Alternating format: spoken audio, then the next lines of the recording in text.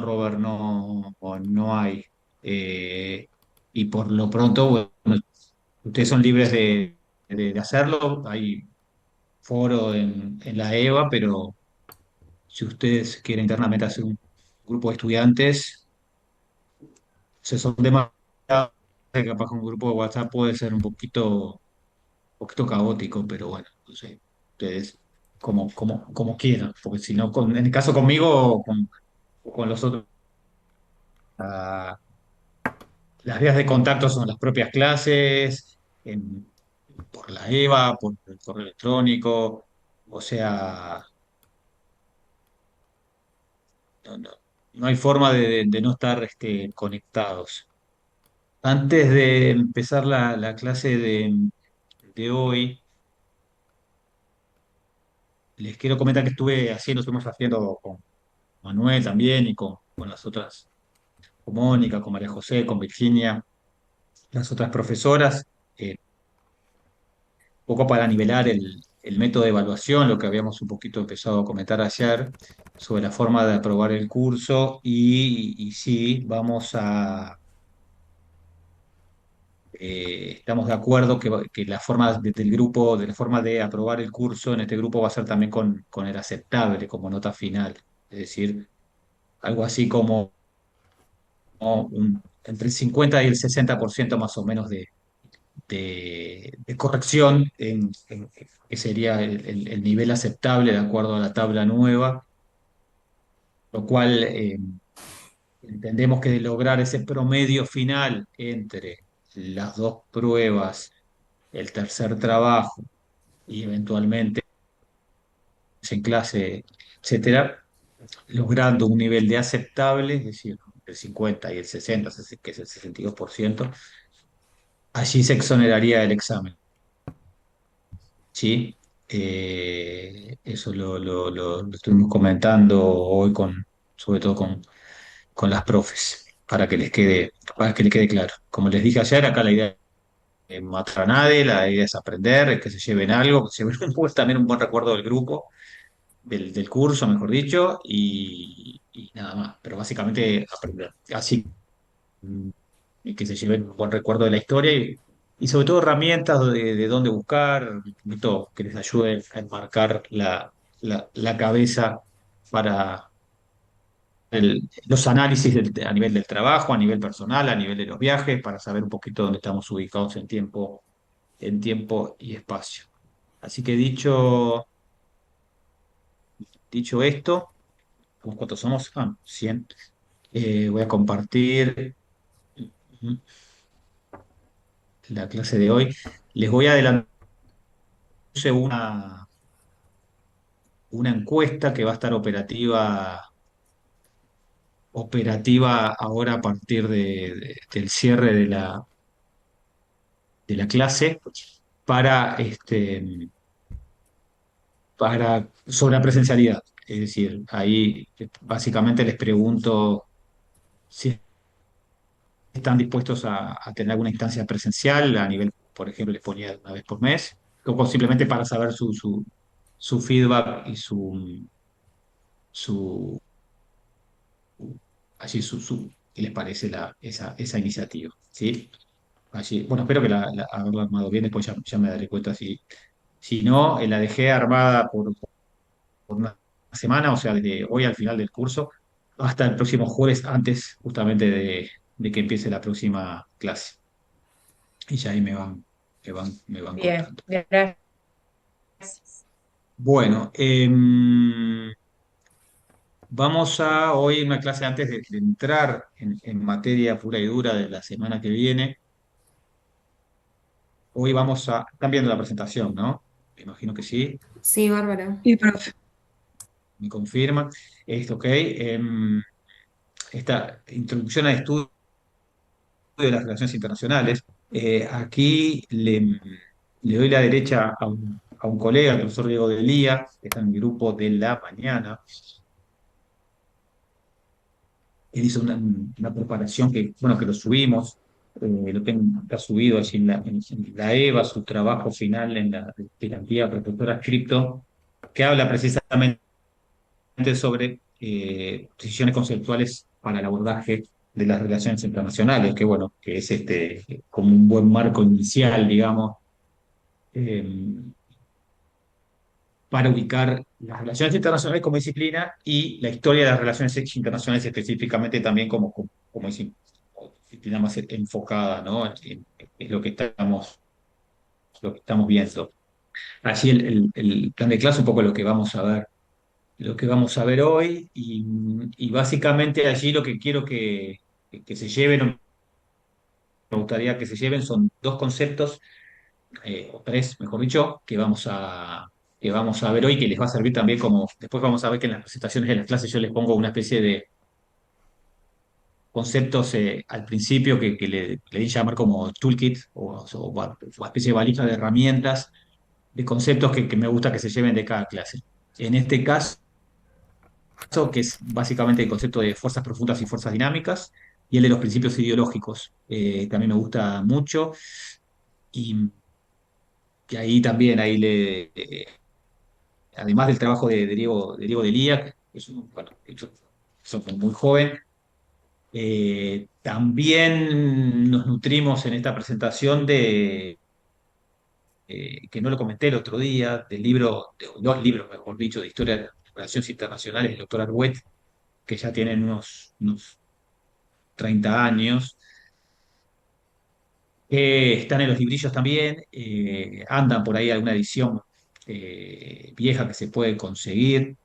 Eh, yo no lo tengo aquí para mostrárselo porque ustedes saben que yo estoy hace poco aquí, volví a Montevideo y todos mis libros están viniendo en la mudanza, así que después cuando los tenga se los voy a mostrar. El libro de Argüello, tengo el tomo uno, no el tomo 2, pero en el tomo uno precisamente antes de entrar en los temas de materia de historia, hace justamente el abordaje de lo que es la historia de las relaciones internacionales, la diferencia con otras disciplinas de ciencias sociales y de ciencias políticas, y ahí hace que no son muchas páginas, hace un abordaje sobre los principios ideológicos que a mí me gusta mucho, que de hecho está subido en la EVA, en el curso, porque ahí se los escaneé, son de hecho 4 o 5 páginas, que habla de los principios ideológicos. Lamentablemente está todo lo bien escaneado que pude, porque es de mi libro y el libro, como ustedes saben, no se puede abrir demasiado, entonces, que ya me han hecho la crítica, pero se entiende, creo que bastante bien igual. Cualquier cosa me dicen, pero bueno, yo se lo subí para que tenga también esa parte del texto del doctor Bergüet, lamentablemente que falleció hace muy pocos meses. Iván, ahí levantaste la mano. Buenas noches, profe. ¿Podría repetir el nombre del autor y del libro? El autor es el doctor Everard Viñali, que es ustedes, bueno, recién se están aproximando aquí a la licenciatura, pero sepan que el doctor Argüet fue el gran coordinador de nuestra carrera de Relaciones Internacionales, el gran impulsor de la carrera, el gran catedrático de Historia de las Relaciones Internacionales, catedrático de Derecho Internacional Público, uno de los grandes especialistas de Derecho Internacional Público y sobre todo que se llama la Escuela de Montevideo, activo intelectualmente hasta hace muy pocos meses, con quien tuvimos el honor de ser sus alumnos, haber compartido muchas horas de historia de las relaciones internacionales, de derecho internacional, de derecho diplomático y consular, de tener la dicha más hacia aquí en el tiempo de hacer algún trabajo escrito juntos con él, sobre todo en esa oportunidad sobre el conflicto en Ucrania. Ha sido una persona maravillosa, que no sé, que tenía 90 y tantos años y como les digo, estuvo lúcido hasta intelectualmente activo, inquieto hasta el final.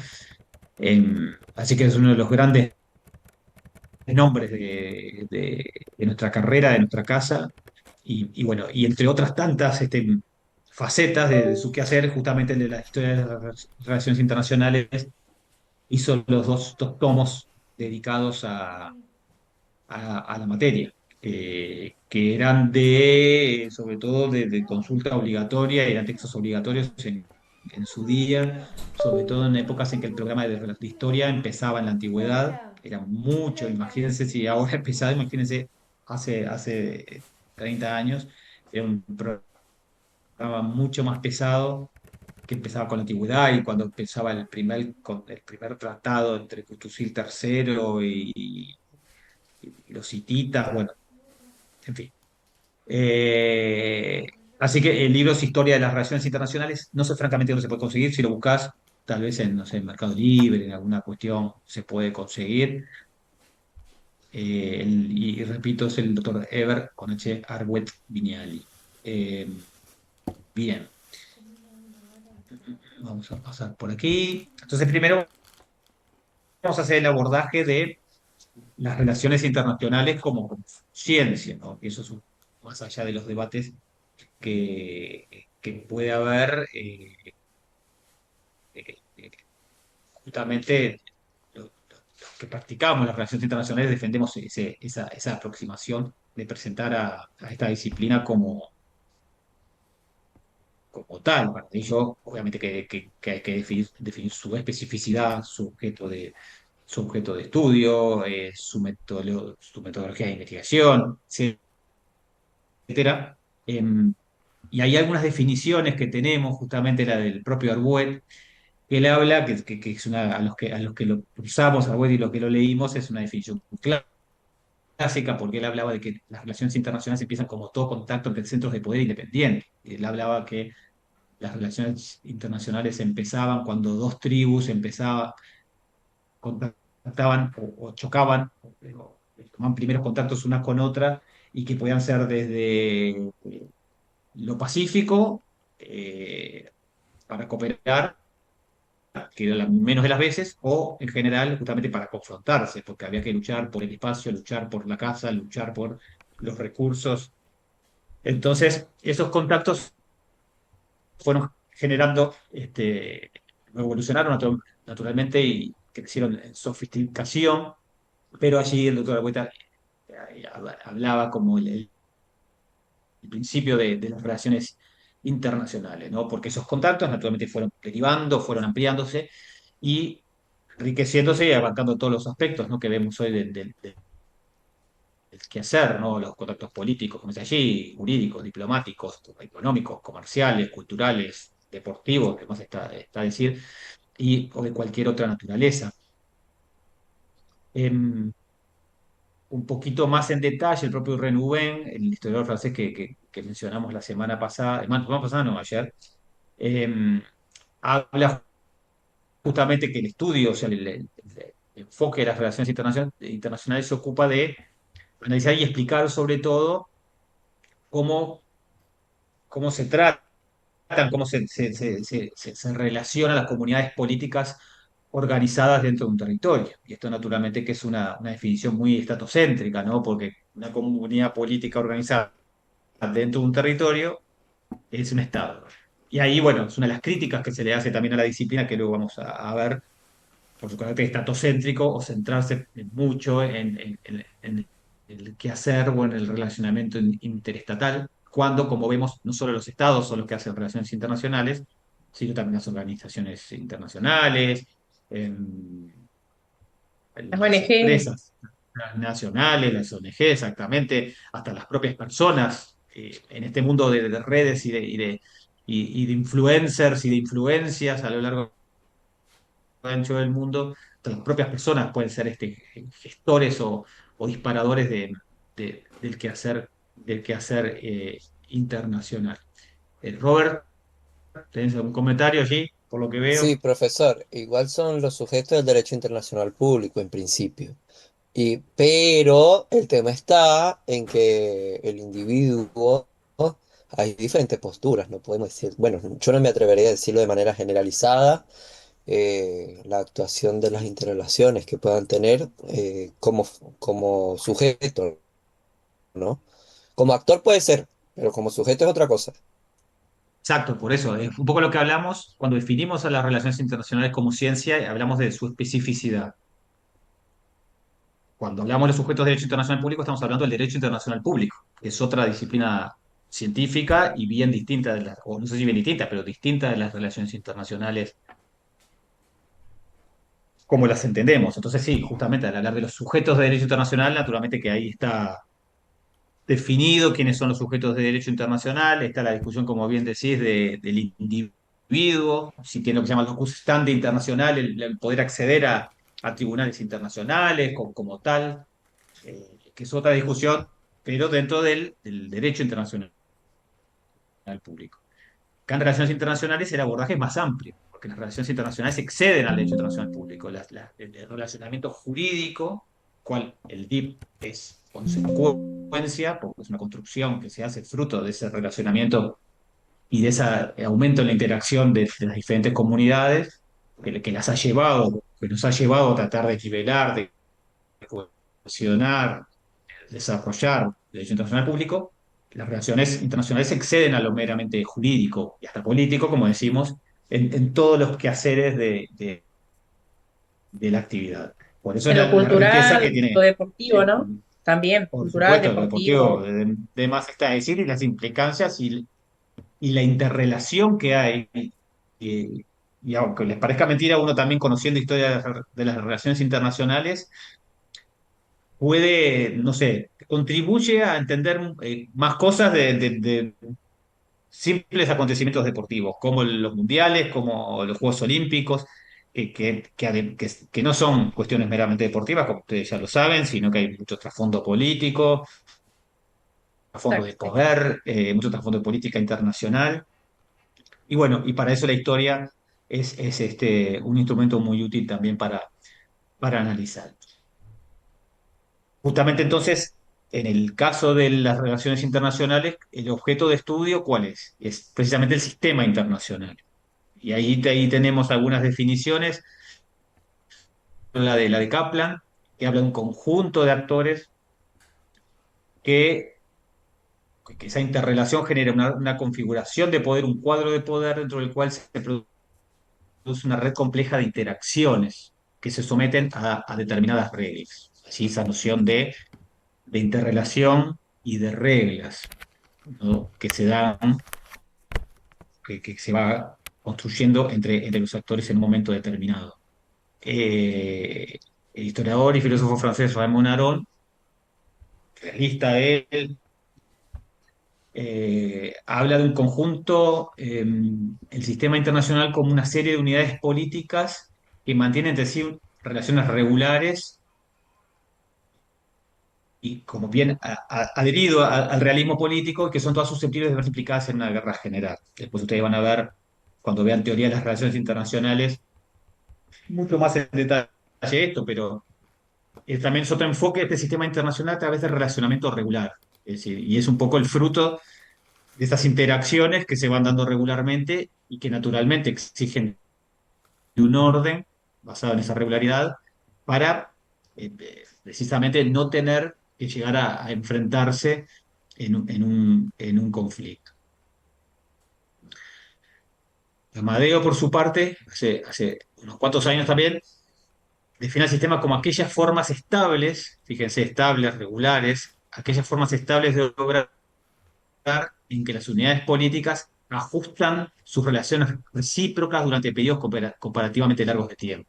Esto lo vamos a ir entendiendo mm, eh, paulatinamente a medida que veamos periodos específicos de la historia de las relaciones internacionales, como decía Manuel el otro día, no- nosotros cortamos a los efectos didácticos la historia, aumentos de la historia para su mejor comprensión, el mundo y la historia, lamentablemente es más complejo que eso, pero los efectos didácticos se hacen esa especie de pan que uno va cortando para mejor comprenderlo. Y en esos periodos de corte que hacemos, advertimos sí que hay ciertas, como dice Amadeo, como decía Amadeo, hay momentos o ciertos órdenes a los cuales los estados parece que ajustan sus comportamientos a un orden específico, a un modus vivendi específico, a una forma de actuar específica. Cuando veamos, por ejemplo, el siglo XIX, lo que se llamó el periodo del concierto europeo,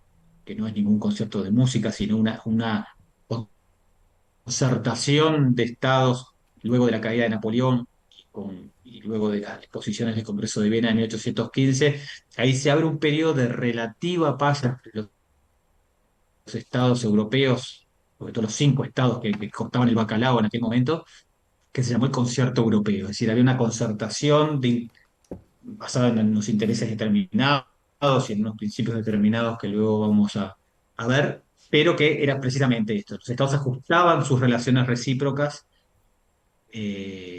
precisamente para no verse implicados, como dice Aarón en la definición más arriba, a una guerra general, que fue precisamente lo que pasó y lo que se fue gestando cuando las unidades políticas dejaron de ajustar sus comportamientos a ese orden o a ese consenso o a ese concierto, a esa concertación que venían haciendo y que derivó eh, años o décadas después en la Primera Guerra Mundial.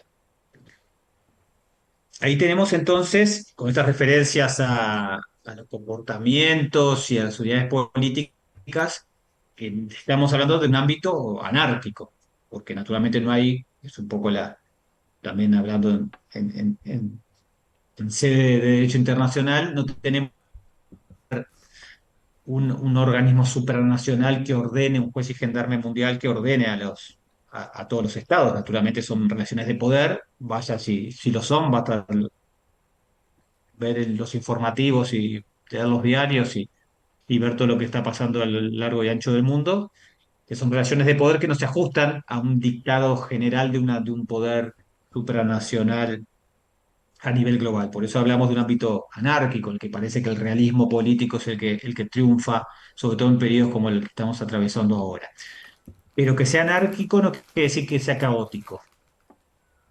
Justamente los autores que vemos aquí y tantos otros, a pesar de hablar del riesgo de una guerra general, de que bueno, las unidades políticas y los estados tienen diferentes matices de poder, diferentes magnitudes de poder que hacen que unos quieran controlar o dominen a otros. Hay, y vamos a ir viéndolo, y por ejemplo, el periodo que les decía del concierto europeo, hay un cierto orden en esa anarquía general que hace que los estados vayamos interrelacionándonos a pesar de todo. Porque ustedes vieron que a pesar, por ejemplo, del conflicto en Medio Oriente, entre Irán y Estados Unidos, por ejemplo, como los dos actores que se incurre ahora, naturalmente todos allí conflictos muy complejos, tienen sus proxies, como se llaman, y sus aliados en cada uno de los contendores. No por ello dejan de negociar o de sentarse, por ejemplo, a la mesa de negociación. Obviamente que nosotros sabemos mucho menos de lo que está pasando bajo mesa o bajo cuerda. Es decir, hay algún, a pesar de ya haber llegado al conflicto bélico, hay ciertos usos, ciertos relacionamientos, cierto orden en ese caos de la guerra que se mantiene. Y eso ha sido así a lo largo de los siglos. Tenemos, por lo tanto, también un objeto, ustedes se dan cuenta que cambia, que ha ido mutando, que se ha ido expandiendo, que se ha ido ensanchando, y que también es el desafío de, de- de- de- de- de aprenderlo y de poder analizar ese objeto en expansión. Y ahí tenemos, por un lado, los modelos de las teorías de las relaciones internacionales como lentes con los que mirar la realidad y de ahí inducir teorías y teorizar sobre los comportamientos de los actores y su interrelación, que ustedes lo van a ver oportunamente en las teorías de las relaciones internacionales, el realismo político, el idealismo, el constructivismo, etcétera, y los principios ideológicos que son justamente modos de actuar, modos de comportamiento, los cuales los estados ajustan sus comportamientos en un momento determinado, en un poco eso de ese caos, de ese orden dentro de la anarquía. Esa anarquía que hablamos, pero que no es caótica, sino que en momentos los estados ajustan un poco sus comportamientos a ciertos cánones, a ciertos principios ideológicos, como vamos a ver dentro de un rato. ¿Un comentario hasta acá? Cualquier cosa No, me no, muy dicen. bien. Ahí Víctor tiene algún comentario. Sí, Víctor, capaz que levantó la mano sin ¿Se me querer. A escucha? ver, No hola, sé qué. hola, Hola, hola, ¿se me escucha? no te escuchamos. Ahora sí. Bajo, muy bajo, como lejos. Ahí. No, lo que pasa es por micrófono de la computadora, capaz lo tengo medio lejos. No, pero ahora estás bien, ahora estás bien. Está. No, yo quería preguntar unas cosas, principalmente por eh, cosas de los PDF que estaba viendo y también de esto de lo que estábamos escuchando ahora. Con lo que estábamos viendo ahora. Cuando se refiere Aaron a que son relaciones estables, no es lo mismo a otra forma de referirse a las relaciones estables de las relaciones internacionales, porque en teoría las relaciones generadas de lo que en general es las relaciones internacionales son inestables porque ninguno de los países se mantiene a flote, no todos los países van a ser potencia durante 200 años. Entonces no sé si me estoy confundiendo de este, de este término de relación estable con lo anteriormente estudiado, que es de introducción a las relaciones internacionales, que lo estuvimos viendo. Lo que pasa que dentro de esa inestabilidad, a ver, justamente es parte de esa anarquía de la que hablamos y ese cierto orden dentro del caos. 200 años son muchos años y claramente han caído imperios y los estados han ido evolucionando. ¿No? En más corto plazo, los estados tienen que regularmente tomar contacto y tener relaciones, justamente interrelacionarse con otras unidades políticas, salvo que sean unidades autárquicas que no, que, bueno, modernamente prácticamente no existen. En general, cuando los países se fueron insertando y ya sea por independencia de los viejos imperios, la descolonización, etcétera, etcétera, y al incorporarse al sistema internacional cada vez más unidades políticas, tienen que darse un mínimo marco de relacionamiento, que a veces es más pacífico que otras veces, lamentablemente, pero bueno, si uno lo ve en más largo plazo, bueno, sí, claramente hay imperios que han caído, hay imperios que han cambiado su estructura, y ya no se habla de imperios, ahora son potencias, pero, pero bueno, según un poco ahí el prisma o el horizonte temporal que, que uno utilice. Ahí no sé, Laura, ¿querías reportar algo? Sí, que el relacionamiento y las relaciones internacionales siempre han existido, no ser internacionales, ¿no? En su momento, este, como dijiste en la historia antigua, ¿no? No se llamaban relaciones Lo que internacionales, pero pasa, sí tenían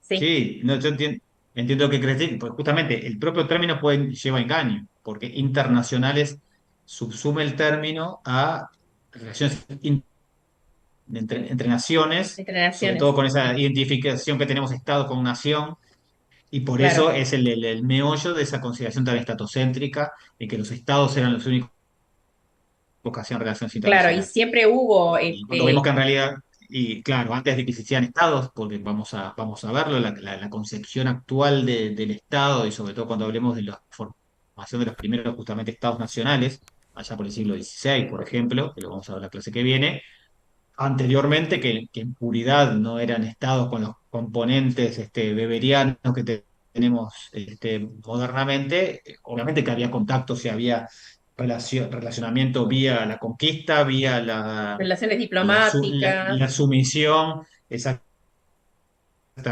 enviados que también luego se llaman diplomáticos, relaciones de paz, relaciones de guerra, relaciones comerciales, relaciones de intercambio, del tipo que sea, culturales naturalmente.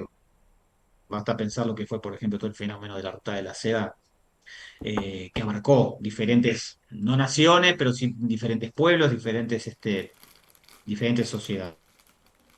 Entonces, claramente es un concepto que puede llevar a error, que es fruto de una elaboración posterior, naturalmente, ¿no? En que, con una mirada muy puesta en los estados. claro.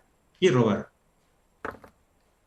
Profesor, cuando usted hablaba de los principios ideológicos, puede ser la sí. soberanía, la no intervención, la autodeterminación de los pueblos, ¿eso? ¿O cuáles No, son? no. Esos son como los grandes principios de, por ejemplo, de Naciones Unidas. Los principios ideológicos los vamos a ver, no les voy a hacer spoiler, pero no, los vamos a ver luego. Básicamente, por ejemplo, el principio confesional, que es el principio religioso, el principio de las nacionalidades, el principio dinástico. Es decir, lo voy a explicar luego, pero son como cánones o modos de comportamiento en determinados momentos. Esto naturalmente con la salvedad de que estamos haciendo como unas generalizaciones muy extremas, ¿no? Pero bueno, por ejemplo, en la Edad Media, como ustedes, el principio confesional o el elemento religioso era central en el relacionamiento humano, digamos. Y en Un el poco más Estado. adelante, exacto, más adelante, el principio dinástico, el relacionamiento entre las casas reinantes en Europa, ya poco lo adelantamos ayer también, fue fundamental durante, no sé, 300 años, al punto que hasta el día de hoy uno sigue abriendo la revista Hola en España y ve los viejos herederos de los Borbones, de los Saboya, de tal y cual. Y eso es consecuencia de resabio, bueno, un resabio vintage o de modeo, como querramos llamarlo, sobre todo en nuestra cabeza muy hiperrepublicana uruguaya, pero es parte de eso, una, así, una rémora de eso. Y el principio de solidaridad de regímenes, como vamos a ver cómo fue, por ejemplo, los regímenes nazistas, fascistas. Después lo vamos a ver en un rato lo comentamos, y que me parece a mí un enfoque muy interesante del doctor Arguet, y que como herramienta me parece sumamente útil, verdaderamente. Pero bueno, lo vamos a ver ahora en Pero un muchos rato. de esos estuvieron en Westfalia también, de esos principios, ¿no? Bueno, Westfalia justamente es como es un empujón Nacieron ahí. importante, es el viejo, a ver, no me quiero tampoco adelantar. Westfalia empezó a echar por tierra las consideraciones estrictamente religiosas.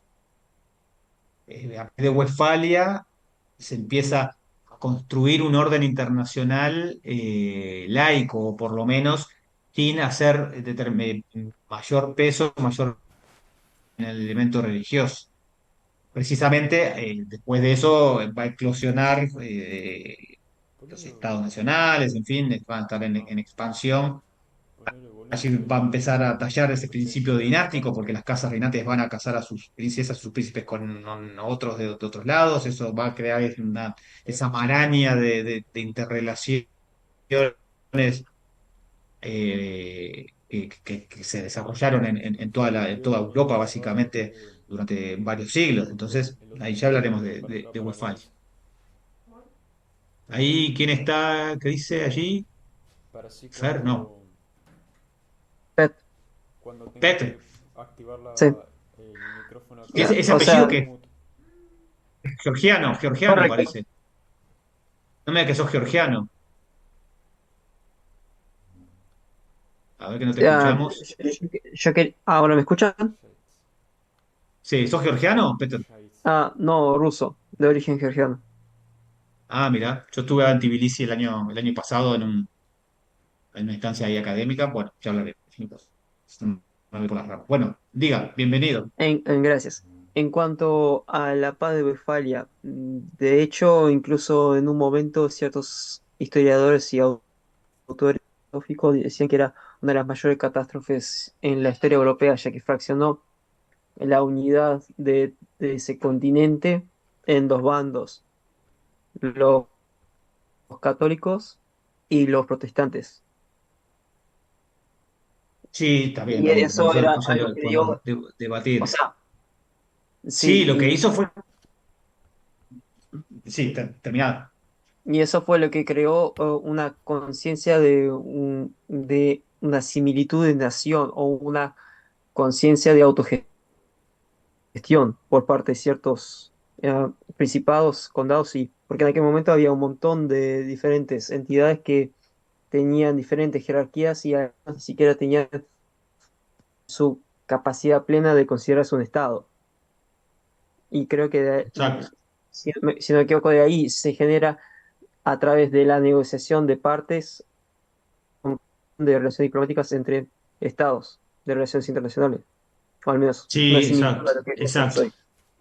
Está muy bien, sí. Westfalia en realidad es como el final de todo un periodo de, te diría, más de 100 años de guerras religiosas que se llaman, que digamos que empezó en buena medida con la reforma protestante de Lutero del siglo anterior, el 1520 aproximadamente. Y eso derivó que justamente las diferentes unidades políticas que había en Europa fueron abrazando los protestantes la nueva religión, digamos, y los católicos mantenerse en su postura religiosa, que lo llevó a través del elemento religioso a tener enfrentamientos movilizados por lo político. Fue también un poquito esa diferencia religiosa y sobre también en factores económicos como veremos. Y eso derivó en lo que llamamos las guerras de religión, que hubo como varios momentos, ya a partir de 1530 en adelante, y que tuvo como su punto culminante en la que se llamó la Guerra de los 30 años, que terminó precisamente con la negociación de los tratados en la región de Westfalia en 1648. Y eso consagra, porque en estas cosas no es que pasa el domingo firmaron Westfalia y el lunes ya hablamos, no. Digamos, de Westfalia se desprende esa nueva concepción que decía el compañero de lo que se llama la igualdad jurídica. Los estados grandes o pequeños empiezan a, en cierto modo, considerarse jurídicamente iguales. ¿Por qué? Porque cada estado va a poder elegir la religión que quiera. Y eso fue una consecuencia de estas varias décadas de guerras de religión. Entonces, si un estado puede elegir la religión que quiera sin que otro poder externo te condicione, eso significa que el estado es soberano. Y si todos los estados son soberanos, somos, bueno, jurídicamente iguales porque podemos hacer dentro de nuestro territorio lo que queremos. Y en este caso, elegir para nuestros súbditos la religión que queremos.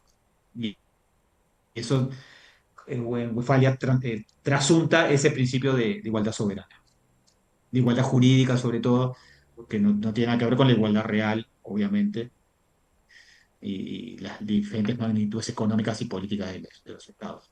Bueno, pero vamos a hablar de eso en la semana que viene. A ver, Belén, la última, y después sigo, si no. Bueno, ¿te Me escucha encanta bien? igual, me encanta y sí, me encanta que estén participando. A mí me Dígame. quedó una duda que no, capaz que no ahora, pero era sobre cuando hablan, estaba leyendo el PDF y hablan del marco teórico, y me quedó una duda que dice que piensa que no se puede superar el estado empírico. ¿A qué se refiere con eso? ¿Dónde está? Ah, pero vos estabas leyendo a Grosel. No, acá no está Grosel, ¿no? Sí, Porque sí, yo. estaba leyendo de lo que vos subiste, pero no está en la diapositiva, creo. A ver, léenos el párrafo completo porque así los compañeros Ah, espera que lo lo busco comentamos. porque lo tengo en los apuntes. Dale. Muy bien, muy bien. Bueno, esto es lo que me gusta a mí, así conversamos y discutimos, que eso se trata, ¿no? Porque las presentaciones igual quedan y sin problema.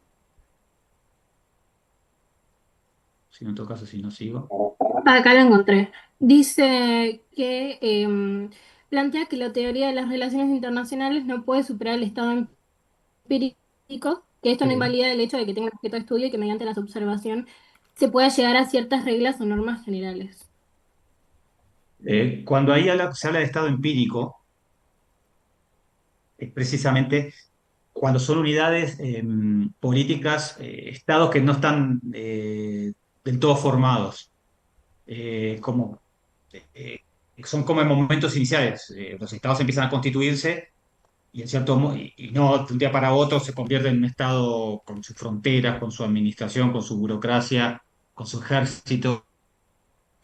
Los estados van pasando por momentos de nacimiento y, bueno, posterior desarrollo. Entonces, cuando se habla de estado empírico, se habla como estados más unidades, como más, Formados.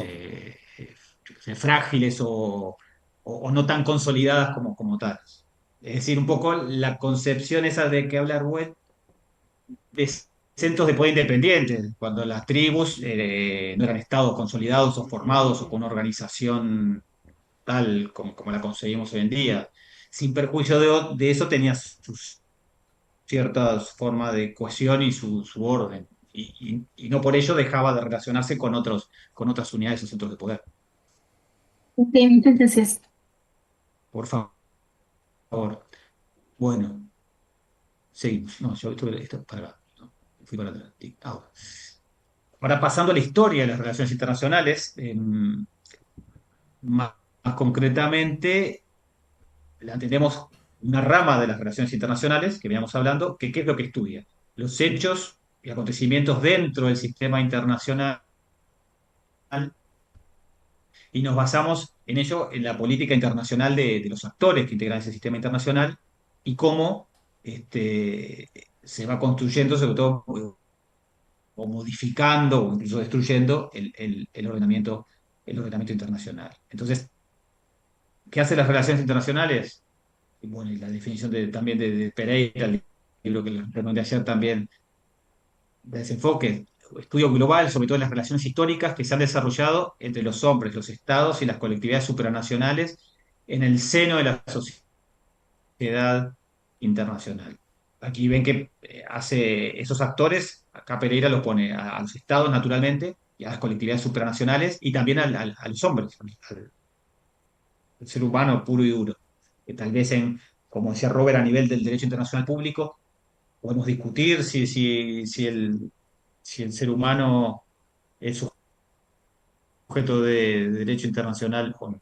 Bueno, para la historia de las relaciones internacionales, vaya si son importantes también las acciones que puedan desarrollar eh, hombres, o por ejemplo el caso cuando hablamos también de los estadistas, grandes líderes políticos a lo largo de la historia que han sido determinantes en determinados momentos y sobre todo que han a conflictos o a momentos, o también hay grandes defensores de la paz, etcétera, etcétera. Sí, Laura,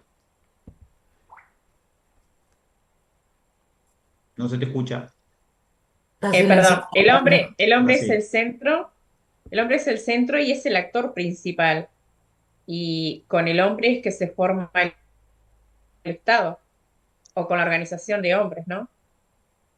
Sí, sí, los hombres en definitiva son los que imprimen, los que le dan el carácter al Estado, los que lo pueden tornar eventualmente más beligerante, más confrontativo o menos, más pacifista, menos pacifista, claramente. Y eso incide claramente en el relacionamiento entre los estados. No es lo mismo un estado que a nivel de, por ejemplo, de Naciones Unidas tiene una actitud mucho más negacionista del sistema de Naciones Unidas que un estado que apuesta por la paz, que apuesta por el sistema multilateral. Claramente lo estamos viendo. Cuando hablamos de historia de las relaciones, allí lo distinguimos de lo que es la historia diplomática. Y el capítulo ese de Arbuet, que voy a ver, yo después se los voy a ver si se lo consigo. Si no está, no recuerdo si están los librillos, pero el primer capítulo está bueno porque Agüeta habla de justamente hacer la distinción, porque historia de las relaciones internacionales no es historia diplomática, no es historia internacional, no es política internacional, es historia de las relaciones internacionales. Entonces, con ese enfoque, que hay heterogéneos, muchos enfoques, heterogeneidad de enfoques según las escuelas, y esto también es una especie de crítica a la disciplina, porque ahí el elemento nacional, y según país, y estamos hablando, como ven allí, de grandes países y países muy importantes, muy influyentes, que con sus respectivas escuelas históricas también le han aportado su carácter o su sesgo, ¿no? Nosotros adherimos mucho al concepto de fuerzas profundas y dinámicas que vamos a ver luego de Renouven y Durosel en la escuela francesa. El enfoque también muy estatocéntrico, pero sobre todo también pasó en la Sociedad Internacional de la Escuela Británica, el enfoque más de política exterior de la Escuela Norteamericana. Y Uruguay tenemos un recorrido que a partir del año 17, cuando se empezó a enseñar sobre historia, originalmente la historia de los tratados, que era un enfoque naturalmente mucho más basado en lo diplomático o en lo político diplomático, que luego fue sucesivamente, sobre todo a partir de la década de los 60, con el profesor Eisenberg, tratando de ampliar el enfoque, que luego tuvo su perfeccionamiento en los 80, ya con el advenimiento de la licenciatura en Relaciones Internacionales, que era, como ustedes saben, una especie de update del antiguo doctorado en diplomacia. Pasamos, como yo les comenté, en el programa del 86 teníamos 2 años enteros de historia, en tercero y en cuarto. En tercero teníamos historia uno, que era todo el año, y era todo lo que damos ahora en este semestre. Y en cuarto dábamos historia 2, bien todo el año, que era historia más bien historia latinoamericana y uruguaya. En cierto modo era un enfoque menos de historia de las relaciones internacionales, porque a medida que íbamos acotando el marco geográfico, digamos, aproximando más a una historia nacional, como naturalmente era en Historia 2 cuando hablamos de historia nacional, allí se veía la Guerra Grande, veíamos al vallismo, todas aquellas cuestiones, mucho más semejante a una historia que se puede dar en otras partes.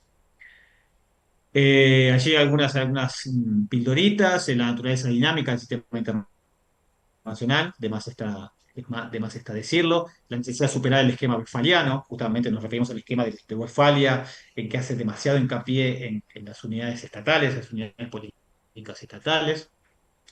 Esa interconexión entre la política interior y la internacional, lo que se llama ese marco interméstico, de, de que un poco en ese límite en el que jugamos, porque claramente las políticas internacionales las hacen las cancillerías que forman parte de los aparatos estatales. Entonces, y como vamos a ver en algunos momentos, sobre todo cuanto más nos acercamos al presente, que los gobiernos tienen que atender a sus audiencias internas y a su público y a sus votantes. Entonces, realmente la política internacional también está influenciada de cómo internamente se apoya o no ese gobierno. Como ustedes saben, las guerras muchas veces se generan a la inversa para aglutinar y cohesionar a la sociedad en un momento determinado. No sé, se me ocurre, por ejemplo, en la guerra de las Malvinas, y no me voy a referir cómo el pueblo argentino acompañó aquella decisión del gobierno de facto de invadir Malvinas, pero cómo esa invasión le ayudó a un gobierno de Margaret Thatcher que estaba totalmente en la lona, totalmente descreído, totalmente con baja popularidad, y le ayudó a levantarlo. Entonces, eso es un poco también lo que tenemos que tener en mente cuando hablamos de esta interconexión entre la política interna y la política internacional. Y una vez más la multiplicación de actores que sobre todo lo vemos en este presente en el que estamos. Porque justamente ese objeto de estudio en expansión, como dijimos al principio en Uruguay en el año 17, cuando teníamos historia de los una historia básicamente de esos intercambios diplomáticos, de cómo las cancillerías actuaban entre sí en el marco de diferentes conflictos, en el marco de relacionamientos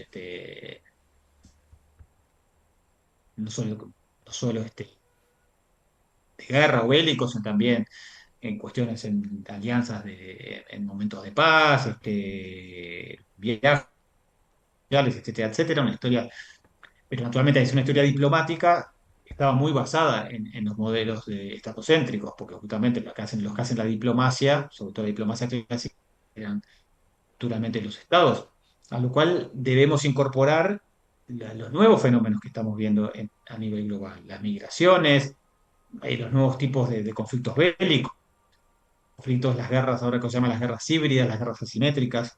No es el tipo de guerra clásica que veíamos en el Renacimiento de combates cuerpo a cuerpo y que tenían sobre todo unos códigos también de comportamiento, los cuales ahora nos tenemos que adaptar con nuevos tipos de conflictos que dan no solo en el campo de batalla y a nivel cibernético, sino también en lo económico, en lo mediático, en lo confrontacional, etcétera, etcétera. Las diferentes formas del poder, ahí por ejemplo Joseph Nye con la clásica distinción entre poder blando y poder duro, bien son cuestiones a tener en cuenta cuando analizamos, sobre todo ya cuando estamos, por ejemplo, analizando todo lo que pasó en el siglo XX, por ejemplo, y en la Guerra Fría. El elemento humano, como creo que decía Laura, naturalmente, el elemento humano que todo lo, lo empapa, porque naturalmente es el ser humano el motor de todas las decisiones y muchas veces antes se hablaba de los estados como que fueran cajas que las maneja no sé quién y en realidad son justamente los seres humanos los que forman los gobiernos, los que deciden y los que están basados en sus intereses, en sus recelos, en sus resentimientos y que los que pueden arrastrar a conflictos o enfrentamientos con otros estados. Y el concepto este de fuerzas profundas y fuerzas dinámicas, que nos parece bien importante tenerlo en cuenta porque nos ayuda. Ustedes van a ver que que muchas veces se pregunta las fuerzas, analizan las fuerzas profundas de tal conflicto, por ejemplo. Un clásico, analizar las fuerzas profundas del estallido de la Primera Guerra Mundial, por ejemplo, que tiene muchas y por eso es bien interesante, es una pregunta bien rica para hacer. Y ahí, justamente por fuerzas profundas, se habla de aquellos elementos que son duraderos, de más largo plazo, estructurales, que moldean el contexto en el que se desarrollan las relaciones internacionales, como que van perfilando, enmarcando el contexto del relacionamiento internacional. Son a más a largo plazo, son como que van construyendo, que van generando ese ámbito de desarrollo y van condicionando y determinando.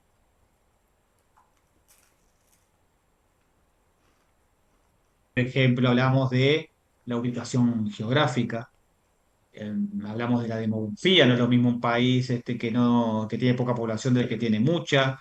Después, cómo incide, por ejemplo, la diferente composición étnica de una población, etcétera, etcétera. La economía, ni qué hablar, el nivel de desarrollo, la dotación de recursos naturales, la propia estructura productiva, la cultura, o sea, es decir, los valores que tiene la idiosincrasia de una sociedad determinada, cómo se construye la identidad nacional de un estado determinante, de un estado determinado y cómo el propio relacionamiento internacional puede contribuir a desarrollar la identidad nacional. Pienso, por ejemplo, en cómo se fue conformando eh, el imperio alemán a través de guerras sucesivas, como vamos a ver allá a mediados del siglo XIX, y que justamente fue conformando una identidad nacional prusiana, luego alemana, que, que luego tuvo el desarrollo y las consecuencias que tuvo también. La ideología, ni que hablar, las ideas políticas, sobre todo cuando veamos los principios ideológicos del siglo XIX y cómo también pueden ir condicionando las acciones y los comportamientos de los estados. Es decir, estas fuerzas profundas no son cuestiones que aparecen overnight, como se dice en inglés, de un día para otro. Para eso tenemos las fuerzas dinámicas, como vamos a ver. Las fuerzas profundas son las que se van gestando, un poco esa sensación de que a fuego lento van desarrollando, van condicionando los comportamientos de los estados, hasta que en cierto momento se entrecruzan con fuerzas dinámicas que hacen de barrancar o desencadenar un conflicto o producen un quiebre en el orden internacional, como vamos a ver. Por eso les decía que el acontecimiento de la Primera Guerra Mundial en 1914 justamente es un buen ejemplo de esa sucesión, de esa de latencia lenta, larga de fuerzas profundas que se habían venido armando, condicionando desde hacía, no sé, 30 años por lo menos hacia atrás del año 14, que luego, llegado a ese año, a ese momento, las fuerzas dinámicas, como elementos más inmediatos, más concretos, como fue el asesinato del archiduque del heredero al trono austrohúngaro, desencadenó y terminó por estallar en ese conflicto, ¿no? Esas fuerzas dinámicas, como dice allí, eventos como más inmediatos, más concretos, más específicos, que impulsan cambios y transformaciones, ¿no? Claramente los conflictos bélicos, las revoluciones, las crisis económicas, etcétera, etcétera. Sí, Laura. Sí, que quería acotar eso, que las fuerzas dinámicas son como hechos más significativos y momentáneos, no son a largo plazo como las fuerzas profundas, ¿no? Exacto, exacto. Allí hay esa contraposición entre más el largo plazo y las fuerzas dinámicas que naturalmente responden a esas fuerzas profundas, porque, bueno, el mismo tema, el asesinato del archiduque en Sarajevo es consecuencia de cómo esas fuerzas profundas han ido trabajando, tal vez subterráneamente, bueno, pues se hablaba del periodo de la paz armada, ¿no? Aparentemente había un periodo de paz, pero subrepticiamente, así como subterráneamente venía, había un trasfondo que se veía venir en el conflicto y que tuvo que pasar ese asesinato para, para desencadenar la guerra, o cómo en la Segunda Guerra Mundial los anteriores golpes de fuerza que se llaman, que luego vamos a ver de Hitler a partir del año 34, con Renania, con Austria, con los Sudetes, con Checoslovaquia, etcétera, etcétera, responden a unas fuerzas profundas que de cómo el propio pueblo alemán vivió lo que fue el gran traspié del Tratado de Versalles de la Primera Guerra y las fuerzas dinámicas que finalmente dijeron, bueno, con la invasión de Polonia ya fue la última. Los otros estados dejaron pasar las anteriores, pero bueno, ya llegó un momento en que bueno, todo conspiró para que ya no se aceptara ningún movimiento más por parte de Hitler luego de la invasión de Polonia. Entonces ahí vemos cómo juegan, cómo se conjugan las fuerzas profundas con los elementos más concretos que no hacen más que desencadenar cambios bruscos. Sí, Irina, tenemos a Irina y a Iván. No sé, a ver, ¿se escucha? No, no te Mm, escuchamos, Irina. No, No te escucho. que pena, capaz que ponerla en el chat, si no, Iván, a ver, de mientras, Iván te has muteado. Ahora sí. Sí, dentro de fuerzas profundas también iría, por ejemplo, el capitalismo como sistema económico internacional o, por ejemplo, la crisis medioambiental que tenemos hoy en día, por ejemplo, o son cosas más concretas, digamos. Sí, sí, porque son parte son elementos más estructurales que condicionan a los estados. No es lo mismo un país, hablando en términos del siglo XX, que instalado dentro del sistema capitalista, que la propia Unión Soviética o los países que luego quedaron lo que llamamos tras la cortina de hierro en Europa Central y Oriental que precisamente estaban condicionados por ese sistema económico y productivo. Entonces, precisamente esas fuerzas profundas, que también lo vamos a ver en el año 1989, se cruzaron o conspiraron, se conjugaron para que las fuerzas dinámicas de todo ese año 89, mucho más concretas, esos levantamientos, el influjo de la perestroika, como vamos a ver, un poco lo quiero abrumar ahora, pero conspiraron, se conjugaron para que las fuerzas dinámicas del año 89 terminaran derribando los regímenes socialistas en todos esos países de Europa Oriental. Entonces, precisamente, estaban condicionados estructuralmente por esa estructura, valga la redundancia, productiva, en este caso de la matriz socialista, claro que sí. Bueno, la compañera que iba a hablar, creo que sí, no podía hablar. Bueno, yo sigo. Entonces, ahora vamos a la noción de orden internacional. Habíamos dicho que el sistema internacional es un conjunto de actores que se interrelacionan y bueno, y van generando una estructura basada naturalmente en el poder, ¿no? En todos los sistemas vamos a ver naturalmente, más allá de esa igualdad jurídica que hablamos, que hay desigualdades muy profundas y en ese entorno se dan relaciones de poder.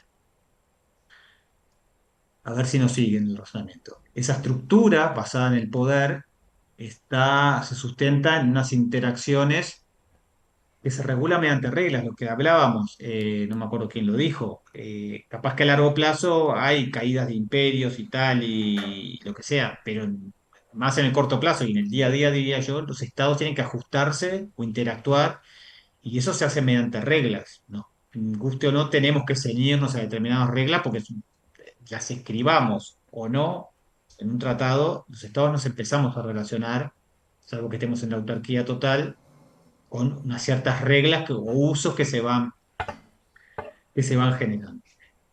Y esas reglas conforman, un poquito más sofisticadamente, lo que se llama un orden internacional.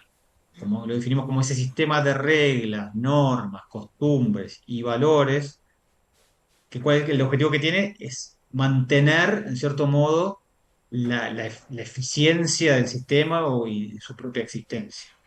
Es decir, en determinados momentos, como ustedes ya están viendo hacia abajo, se forman diferentes momentos, diferentes órdenes internacionales, diferentes momentos en que hay determinados sistemas de reglas, costumbres, valores, usos, formas de relacionarse, que durante ese tiempo aseguraron un cierto equilibrio, dice allí, o no, que aseguró cierta perdurabilidad de ese orden. Entonces volvemos a que, a pesar de esa naturaleza anárquica del sistema, pues, volvemos, el sistema internacional es anárquico, porque no tenemos un gendarme, un juez que sobre todo si pudiera haberlo, pocos lo respetaríamos. Los estados nos hemos ido relacionando justamente a través de esa creación de diferentes sistemas de reglas en un momento determinado, que fue generando precisamente diferentes órdenes internacionales. Entonces, lo que vamos a ir viendo a lo largo de las charlas, ¿no? Luego de Westfalia en 1648 hasta la Revolución Francesa en 1789, tenemos un balance de poder que se califica como multipolar y homogéneo, que luego vamos a explicar qué es eso, entre el Congreso de Viena, que fue un gran quiebre en las relaciones internacionales, luego de las invasiones napoleónicas, etcétera, etcétera, hasta la Primera Guerra Mundial, vamos también a tener un balance de poder multipolar. En el año 19, luego de la Primera Guerra Mundial y el Tratado de Versalles, hasta el fin de la Segunda Guerra Mundial, que tenemos una especie de interregnio ahí, para dar paso a la Guerra Fría, que como vamos a ver es un sistema bipolar basado en el bipolarismo, sobre todo cuando hay dos grandes potencias que van a empezar a definir zonas de influencia a nivel global. Y del año 91 en adelante, allí tenemos que si bien es objeto de este curso, porque nos acerca más ya a lo coyuntural, pero tenemos lo que se llamó el momento unipolar de los años 90, en que Estados Unidos aparecía como la gran triunfadora de la Guerra Fría y como la gran superpotencia, la única superpotencia, hasta un multipolarismo que fue, que fue constatándose con el ascenso de China, con el ascenso, la creación de los famosos BRICS, con la vuelta, digamos, de Rusia al primer papel internacional, etcétera. O sea, ya te dejo, Iván, estos órdenes justamente han ido evolucionando, han mutado, se han transformado a través, mediante diferentes quiebres. Estos quiebres generalmente se han dado a través de revoluciones o guerras, o revoluciones y guerras, que precisamente fueron momentos ya culminantes en que ya el desequilibrio era tal que generaron nuevamente una necesidad de configurar un nuevo orden, valga lo redundante que puede ser el juego de palabras, pero bueno, nos ayuda a ordenarnos, ¿no? O por lo menos a tener una visión más, poco más clara de cómo se ha dado ese interrelacionamiento entre los estados en diferentes momentos históricos. Sí, Iván. Y cuando se refiere a costumbres y valores, es eso que usted nombró de principio dinástico, ¿no? Por ejemplo, Claro, exacto. Por ejemplo, los valores cuando veamos lo que fue el periodo de la Santa Alianza, ya por en 1815, es decir, que de ahí el elemento religioso volvió en cierto modo a ser central, en cierto modo a estar, a ser como un factor aglutinante entre los viejos imperios de ese momento, el ruso, el austríaco y el alemán. Eh, y justamente eso estaba basado en ciertos valores comunes, ¿no? Principios que, como legitimismo monárquico, es decir, precisamente hay justamente unos principios que en común comparten algunos estados, generalmente los estados que son los líderes o las potencias determinantes en determinado momento, y eso hacen como una especie de argamasa, de cascola que pega o que ayuda a mantener un poquito ese orden, ¿no? Melody. A ver, ahí. Vamos, ahora sí. Una consulta. Entonces, si no hay, si hay una naturaleza anárquica, ¿quiénes definen Perdón que no escuché el principio. si es de naturaleza anárquica, entonces el orden internacional, ¿quiénes Sí. definen cuándo un cambio se da? O sea, ¿quién están de acuerdo? Eso es lo que yo no entendí. Como que No, las las cosas diferentes cosas van, que van pasando a través de la historia lo van determinando. y sí, y es lo que tiene estudiar cuando uno estudia en retrospectiva. No sé si anda Manuel por ahí. Uno como Acá estando en el estoy. presente y va para atrás, no sé, seguramente cuando los que asaltaron la Bastilla en 1789 seguramente querían un cambio de esa sociedad francesa que ya estaba muy, muy cansada y muy endeudada por las guerras y todo lo demás, y la gente no tenía para el pan, y bueno, y en ese marco de desesperación asaltaron el símbolo de la monarquía, que era la prisión de la Bastilla.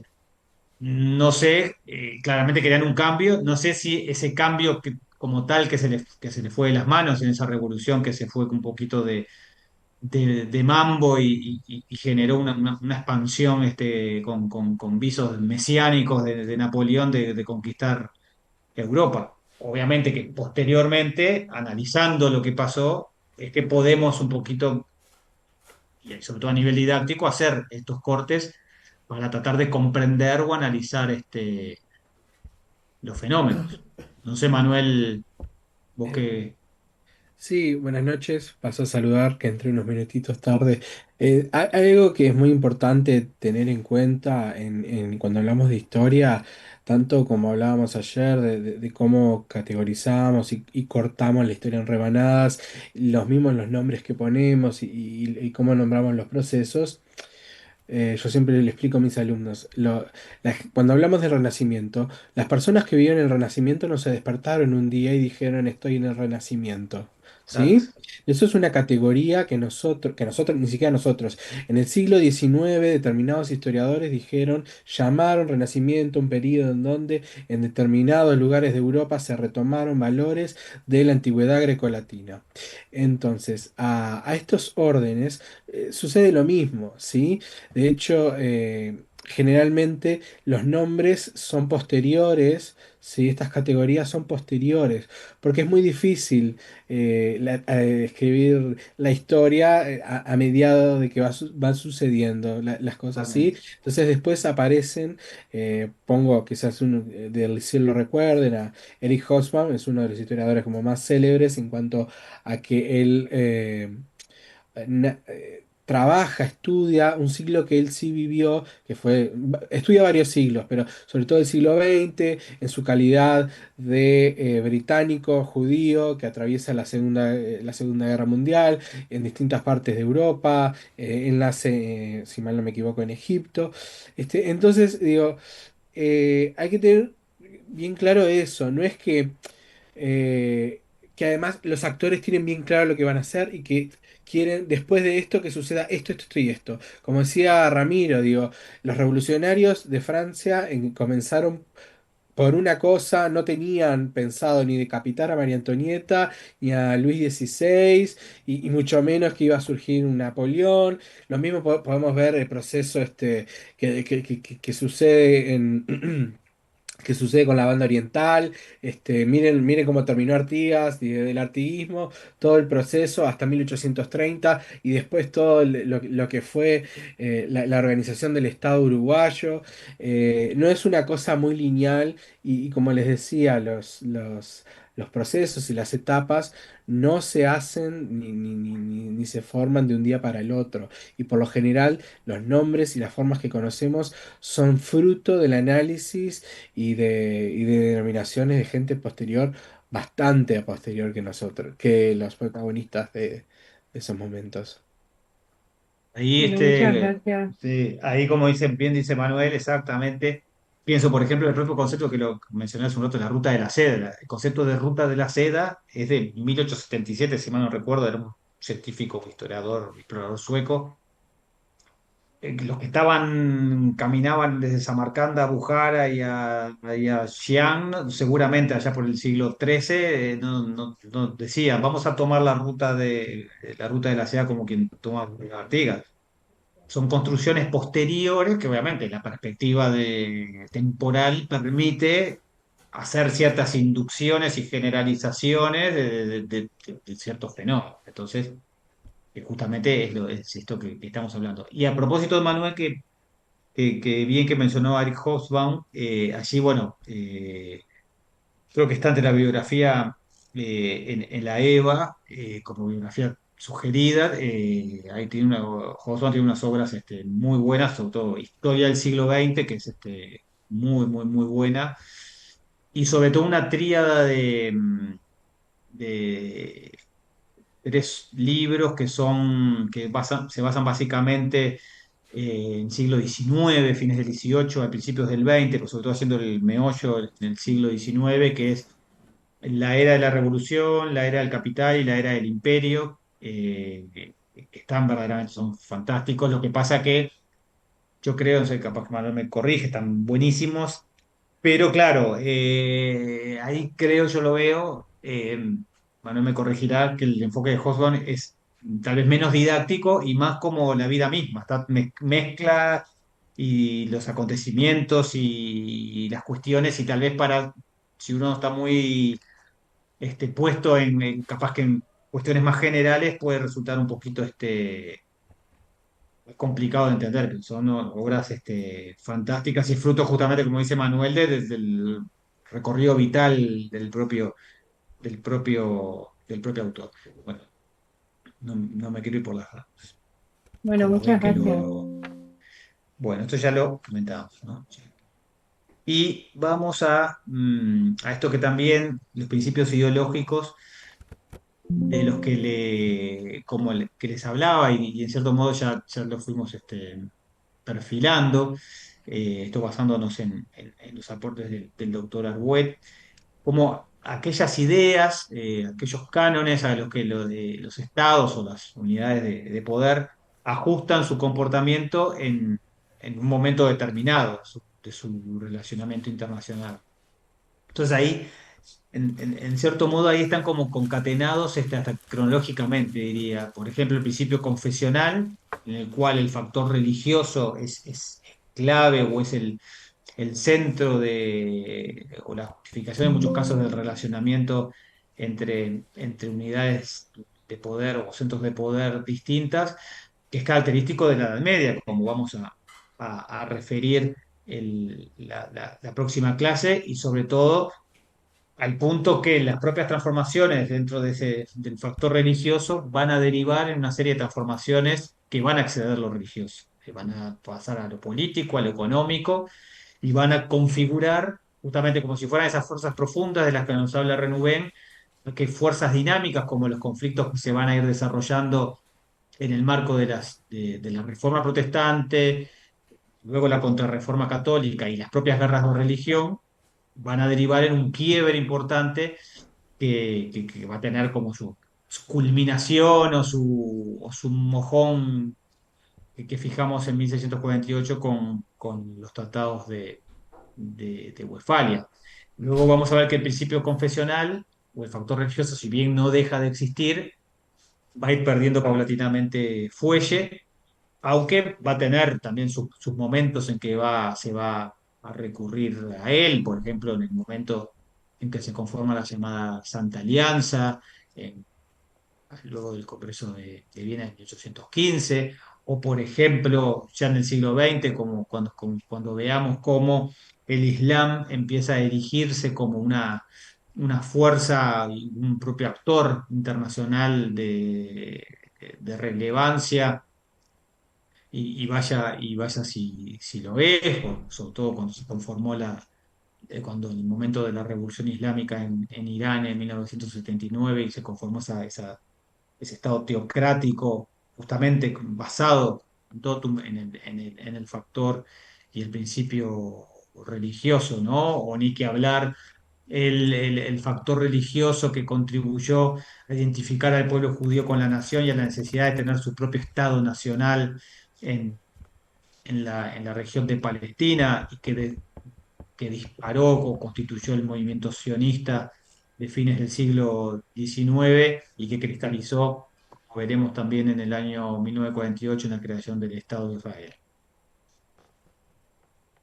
El principio dinástico, que también es muy característico de las relaciones intereuropeas, porque naturalmente estamos hablando de muchas monarquías, de diferente o de mayor o menor magnitud, pero es un principio que precisamente determina que a través de los diferentes enlazamientos vía matrimonio eh, entre las diferentes casas reinantes europeas va a hacer que justamente esa interrelación llegue a su punto máximo, porque esa interrelación vía matrimonio entre las diferentes casas reinantes va a generar una red tal de relacionamiento que va a servir para legitimar las intervenciones en los asuntos internos de otras monarquías, eh, para generar alianzas de unos contra otros, para generar lo que se llaman, como vamos a ver, los llamados pactos de familia, por ejemplo, entre las casas reinantes de España y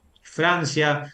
Nos va a explicar mucho los cambios dinásticos que van a ser determinantes, por ejemplo cuando vean también la historia de América Latina y sobre todo la historia de Uruguay y de nuestra región platense, cómo el cambio dinástico de la dinastía de los Habsburgo a la dinastía de los Borbones, luego de la Guerra de Sucesión de España, va a ser determinante en cómo se conformaba el reino de Indias en nuestra América y los cambios burocráticos que sobrevinieron con la venida de los Borbones, es decir, todos basados en ese factor dinástico o ese factor de relacionamiento de las monarquías que, no sé, desde fines del Renacimiento fueron tomando cada vez mayor vigor y mayor impulso y fueron liderando la creación de los que llamamos estados nacionales, ¿no? Las monarquías fueron evolucionando en su justificación a ser monarquías que se llamaban de derecho divino, que eran como los reyes que eran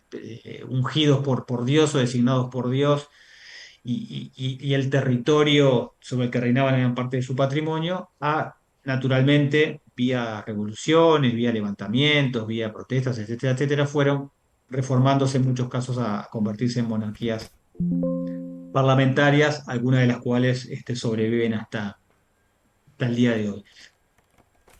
Otro principio importante es el principio de las nacionalidades, que tal vez tiene su epicentro en el siglo XIX, como vamos a ver en lo que se llaman las revoluciones, las últimas revoluciones burguesas de 1820, 1830 y 1848, en lo que llamaban los nacionalismos unificantes con la unificación de Alemania y la unificación del Reino de Italia, es decir, ya lo veremos en su día, pero ya el influjo también del movimiento cultural y artístico del romanticismo, en el que las nacionalidades o la construcción del concepto de nación le iba muy, muy bien a los cánones de ese movimiento cultural y artístico, que empezaba también a visualizar o a defender esa idea de que cada nación tenía que tener un estado propio, un estado separado. Y en esa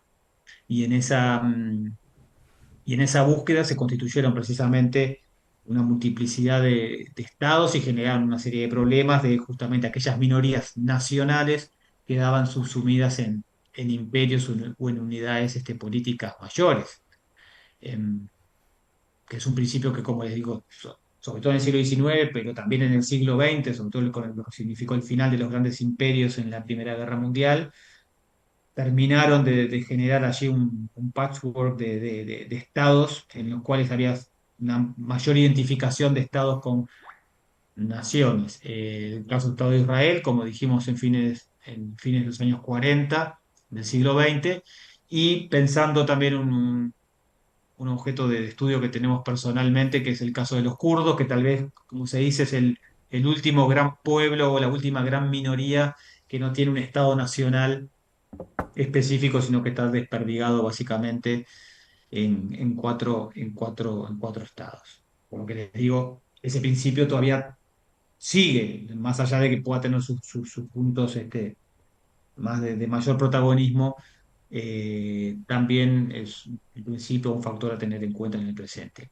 Y por último, aunque también Arbós menciona otros, pero esto me parece los cuatro más importantes, el principio que ya son el 51, el principio que se llama la solidaridad de regímenes, que allí también que se basa en esa afinidad que hay entre muchas unidades o centros de poder, basadas justamente, como decía un compañero allí, en valores comunes, en cosmovisiones comunes, en miradas comunes en un determinado momento. Allí el caso, tal vez, para que ustedes lo ilustren, lo perciban, tengan una mayor dimensión, que vemos allí una foto, es la solidaridad que se gestó entre los regímenes fascistas, ¿no? De los años 20 y sobre todo los 30, de Mussolini, de Hitler y Mussolini, al cual adhirieron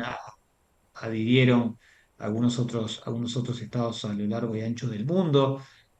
Pero basta ver también el presente y no en clave histórica, cómo, y tal vez más que nunca en estos últimos años, vemos cómo ciertos regímenes están como mucho más solidarios entre ellos, más juntos o más cohesionados entre ellos, distanciándose de otros, ¿no? Eh, basta hasta decir la, todos los que son los aliados, por ejemplo, del presidente de Estados Unidos, en nuestra región, aquí en el Cono Sur o en Europa, frente, por ejemplo, a los aliados que tiene Putin, por decirlo de alguna manera, o los aliados, por ejemplo, del presidente Lula.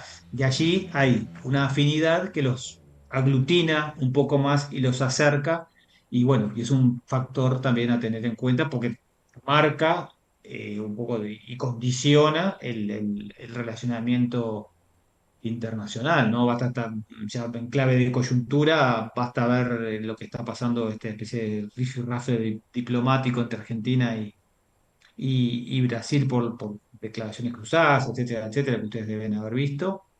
Y bueno, es parte un poquito de esa solidaridad o insolidaridad de regímenes que hace bueno, eh, que, que haya ciertas injerencias en los asuntos internos y en los procesos electorales internos de otro país, ¿no?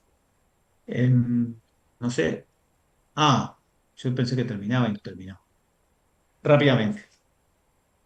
Críticas a la disciplina, y ahí ustedes pueden verlo, leerlo en el trabajo de Diego, eh, que mucho también se ha mencionado ya, el eurocentrismo, la narcofilia, que es un nombre espantoso, que parece una cosa desagradable, pero es un poco pensar de que efectivamente el sistema internacional es anárquico y que ha sido siempre anárquico, a lo cual, como hemos tratado de explicar, dentro de la anarquía hay ciertos órdenes o ciertos modos de comportamiento que hacen que dentro de esa anarquía haya un cierto estadocentrismo, ya lo comentamos. El eurocentrismo es un poco también consecuencia de que durante, no sé, muchos años, 500 años, por decir algo, las relaciones internacionales básicamente eran relaciones intereuropeas, porque mismo con la construcción de los imperios coloniales no dejaban de ser relaciones entre las metrópolis europeas.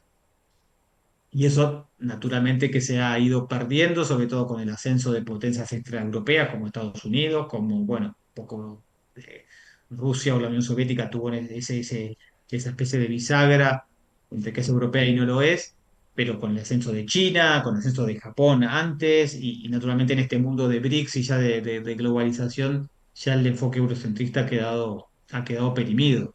Los mismos nacionalismos a través de los enfoques de las diferentes escuelas de historia que mencionamos hace un rato, y el historicismo y el presentismo, esa cosa de pretender juzgar los acontecimientos históricos con las lentes o con el lente de este tiempo, lo cual no contribuye a analizar los acontecimientos históricos en su mejor dimensión. Cuando hablamos de historicismo, es también esa necesidad de querer ajustar los acontecimientos a la teoría que tenemos y viceversa. Es un poco eh, lo que tenemos que hacer cuando vemos los fenómenos históricos, es tratar de respetar irrestrictamente los hechos como tales, sin tratar de distorsionarlos o ajustarlos a una teoría de las relaciones internacionales X, porque allí estamos vulnerándolo y distorsionándolo. Y después, bueno, simplemente el acceso a los documentos diplomáticos en nuestro país está regido por la ley 18220 y por la ley de acceso a la información pública 18381, simplemente para que lo tengan como cierre y un poco respetando, en este caso, el trabajo del querido colega de Diego de Lía. Yo no sé si tienen algún comentario, no sé qué dice acá, algún comentario, alguna cuestión. Si Buenas no, noches, profe. No, les dejo por acá. no de la Sí, clase Magali. entendió bárbaro. Le quería comentar que la presentación que puso ayer no está en EVA, está la del año pasado. No sé si cambió Sí, algo. sí, eh, no la subí precisamente porque quería, fue cuando estuve la de la averiguando por el tema de los presentación, ¿no? Digo. aceptables, por lo de los Ah, aceptables y quería eso. verlo. Está. Igual, Bien. a ver, la presentación igual es el PowerPoint de lo que también está en el cuerpo de la presentación del curso en la propia EVA. Simplemente que está un poquito más lindo, pero la presentación, los Es lo conceptos que mismo, no están cambió, claro, la escala y en, eso es en lo la mismo. eso sí, y Sí. lo que está en la Ah, propia PPT del año pasado igual, está en el cuerpo del sí, inicio de del la curso. presentación del EVA del Entonces principio, es eso, por antes eso del tampoco me Zoom. preocupó tampoco Está me preocupó perfecto. demasiado, francamente. Está perfecto. Yo porque capaz que había algún Eh, detalle o algo que no, no, pero nada. está perfecto. Bárbaro. Gracias. Valentina estaba antes que Víctor, nada. Buenas noches a todos, ¿se me escucha bien? Sí, perfecto. Acompañando lo que usted decía, profesor, me gustaría comentar también que no solo estaba el eurocentrismo, sino lo desestimado que era el conocimiento, de otras regiones en el mundo y a nivel cultural simplemente porque no era normativo con lo que ellos consideraban correcto. De esa manera, a lo largo de Efectivamente. la historia, a mi contemplación y a la contemplación de otros estudios, se ha perdido mucha información y mucho progreso de esas culturas distintas a las que están regidas en la zona europea y ha llegado simplemente por desvalorizarla y verla como menos. Efectivamente, es así, y sobre todo cuando, no sé, cuando en esa clase de expansionismo europeo, sobre todo en fines del el último tercio del siglo XIX, expansionismo en África y en Asia, allí cuando nos toca dar esa charla, tenemos una serie de documentos que hablan de la justificación de la conquista y se basa precisamente en eso que decís, en la superioridad civilizatoria del hombre europeo frente a pueblos que eran considerados inferiores, ¿no? Como los asiáticos, caracol amarillo, la raza negra de África, la gente del subcontinente indio, etcétera, etcétera. O sea que claramente así hay una soberbia civilizatoria, digamos, que por otra parte no escapa también a las élites, por ejemplo, latinoamericanas y de nuestras regiones. Por ejemplo, el caso de esos conceptos de civilización y barbarie de, De de Sarmiento. la obra de Domingo Faustino Sarmiento en Argentina, como esa contraposición de los doctores de la ciudad contra Justo lo estaba los gauchos buscando, no sé del cuál interior, era es un la, poquito parte de esa superioridad, o la justo era, supuesta soberbia, superioridad civilizatoria que claramente el hombre europeo y los líderes europeos tenían. Y bueno, hablo en pasado bueno, en fin, porque estamos hablando de ese periodo, pero sí. Víctor, buenas, ahí ya se me empieza a escuchar, no, no hay ningún problema. sí, nada. Quería preguntar por el tema de principio de nacionalidad, porque a mí se me trancó un poco, entonces Mm. no pude escuchar del todo bien. Sí escuché lo de la unificación de los estados, pero no sé si en ese término entra la idea de formar una identidad nacional, la idea de que esos reinos tengan una misma idea, porque también está en el ejemplo de la unificación de los reinos de Italia, esa frase que no me acuerdo no me acuerdo en la totalidad, que decía, hicimos Italia, hace falta formar a los italianos de cómo estaban tan separados, estaban tan fragmentados esos propios reinos que no tenían una misma identidad. Uno estaba más relacionado con, con puede ser los reinos de Castilla, con, con lo que es Francia, entonces no tenían esa unificación. Eran reinos totalmente separados que no tenían nula o poca relación. Sí, sí, está muy bien. Y sí, en muchos casos los movimientos nacionales eran movimientos de élites o de pensadores que trataban eh,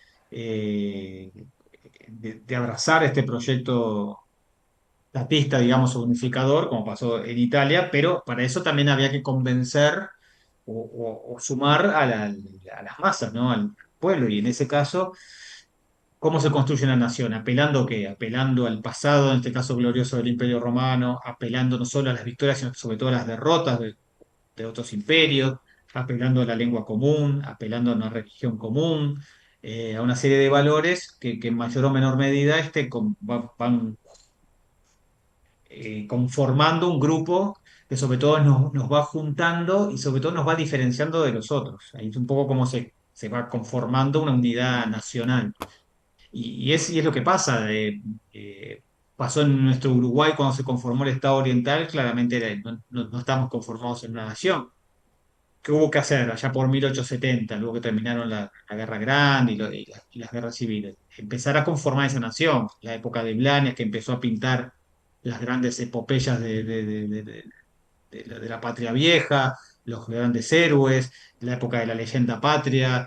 eh, Aprovechar sobre todo después cuando empezaron a llegar los inmigrantes, a empezar a meterlos y a empezar a construir nación, que naturalmente que es un trabajo estatal, es un trabajo del Estado, y que se hace muchas veces a posteriori de la conformación de los estados. Pero es verdad que el principio de las nacionalidades, el factor nacional, es fundamental y fue fundamental como factor, como vector de cambio en las relaciones internacionales, sobre todo con esa prédica de que cada grupo nacional tenía que constituirse en un estado separado. Gracias, gracias. Bueno, muy bien. Bueno, siendo las 9:05, Valentina, tenés la última pregunta por hoy. Perdón, justo iba a terminar la clase, perdón a todos. Nada.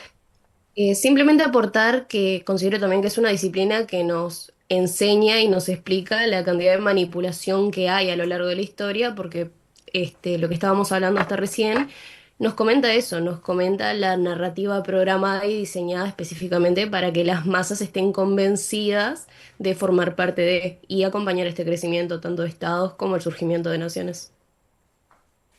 Sí, no sé si es algo específico de la disciplina de la historia de las relaciones internacionales. Eso, bueno, eso es No, no, cómo se general, desarrollan los eh, estados y... que veníamos hablando. Exacto. Bueno, muy bien.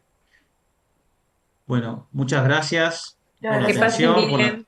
por la Chao, chao. participación. Les deseo un buen fin de semana y bueno, nos vemos la semana que viene. Buen fin de hasta el Pasen jueves que lindo. viene. Igualmente, chao, Chao. Gracias a chao. ustedes. Chau, chau.